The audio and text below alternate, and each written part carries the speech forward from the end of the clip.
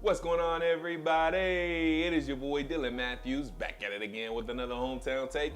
Today I'm talking about the Atlanta Falcons. We got some news we need to go over and discuss, peoples. But before we do that, you gotta make sure you like this video, comment your thoughts, subscribe to the channel if you haven't already, and turn on your notification bells so you get every single video that I drop as soon as I drop it, you dig? Because you don't want to miss out on any of the good content. So turn on your notification bells if you haven't already. But all right, guys, let's go ahead and get right into the video. We got some news. First and foremost, Grady Jarrett is staying in the A.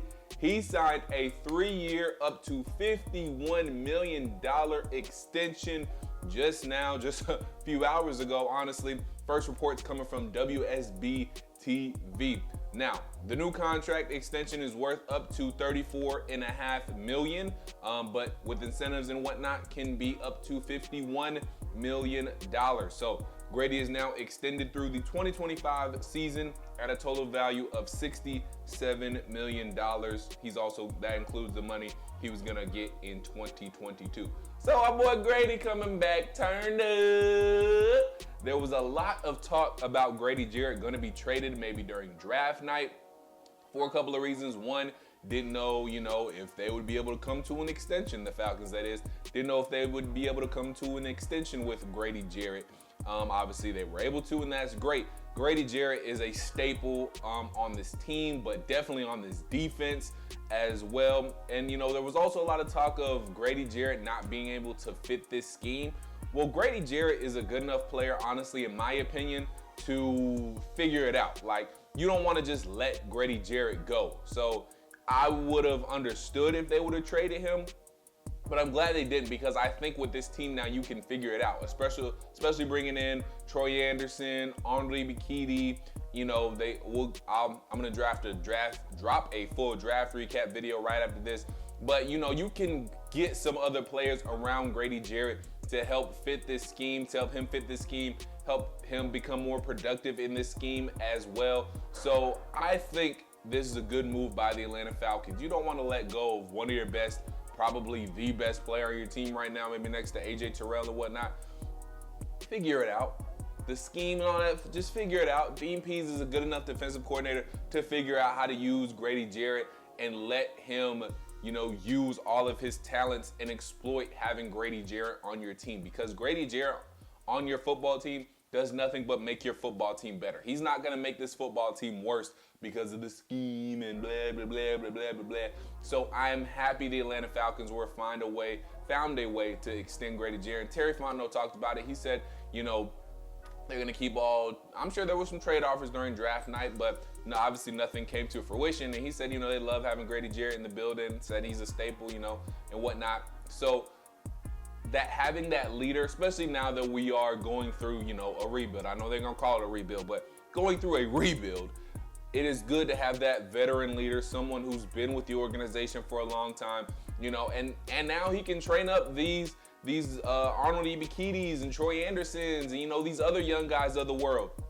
So he can train those young guys up, and not even just on defense, on offense. He can, tell Drake London how to be a pro's pro, because that's what Grady Jarrett is. So just keeping that leader, keeping that voice, keeping that mentorship on the team, you want to have a good vet like Grady Jarrett on your football team no matter what.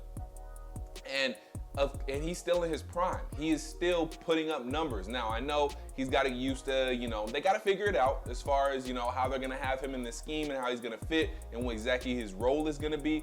But Grady Jarrett is a versatile and great enough player to figure that sort of thing out. So I'm happy Grady Jarrett is extending and he's staying with the Falcons, you dig? Because I won't want him to go any other team and start tearing us up, you dig? Because we saw what happened with that with Freddie Freeman, I believe that there though. Anywho, so Grady Jarrett is staying with the Atlanta Falcons, signed a 3-year, again, up to $51 million extension, but $34.5 is guaranteed. Now, some other news. Mike Davis, however, is not staying with the Atlanta Falcons. That was sort of expected. After we got our running back, forgive me, I forget his name. Actually, let me put some respect on his man name. Let me figure out his man name real quick. But after we got Quadra Allison, we re-signed Cordell Patterson, and we just got our buddy in the draft who was supposed to be a nice, big, sturdy linebacker. He's supposed to get the rough yards. He's a tough runner, downhill runner. I like it. I like him. I just got to remember his name. Let me go ahead and figure it out for you guys real quick. Let's see. Where's the... Go ahead and give me...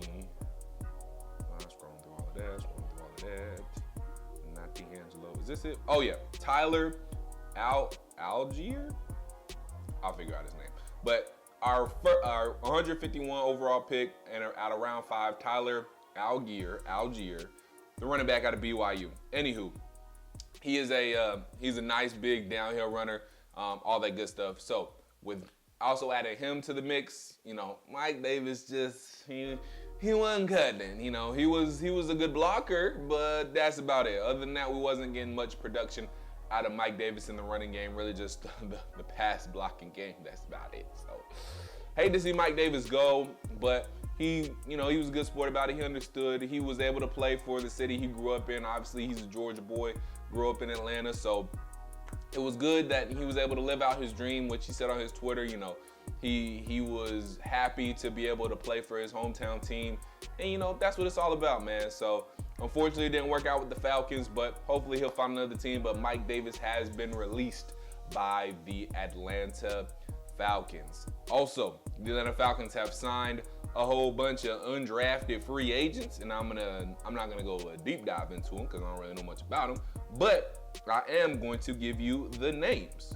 So we signed 13 undrafted free agents, and they are as follows: wide receiver Jared Bernhardt out of Ferris State, wide receiver Stanley Berryhill out of Arizona, outside linebacker Kwony Dang out of California, cornerback Matt Hatkins out of Iowa, safety Brad Hawkins out of Michigan, defensive lineman Timothy Horn out of Kansas State, wide receiver Tyshawn James out of Central Connecticut, inside linebacker Nathan Landman out of Colorado, defensive lineman Bryce Rogers out of UC Davis, defensive lineman Derek Tangelo out of Penn State. So, he get partnered up with old Arnold, the pass rush doctor. We'll get into him on my draft video, so make sure y'all check that out because I'm dropping that as soon as I drop this, right after I drop this.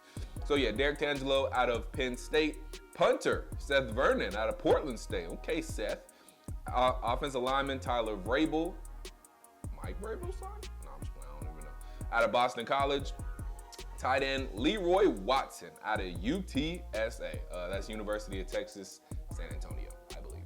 So there you go. They're the undrafted free agents the Atlanta Falcons have come to terms with, and that's all confirmed by the team, by the way. So there you have it. A little bit of Falcons news for you on this, what's today? Tuesday? On this Tuesday afternoon. So guys, make sure you like this video, comment your thoughts, subscribe to the channel. Make sure you turn your notification bells on so you get my draft video that I'm about to drop right after this video as soon as it drops. You dig? And if you already got your notification bell turned on, you got this video as soon as it drops too. So turn your notification bell on. Also, check out the link down below. To buy me a help fuel this channel, help fuel the Atlanta Falcons to a great rest of their offseason. I think their draft was solid. Like I said, I'll get more into it on the full draft recap that I'm about to drop. But I think their draft was pretty solid.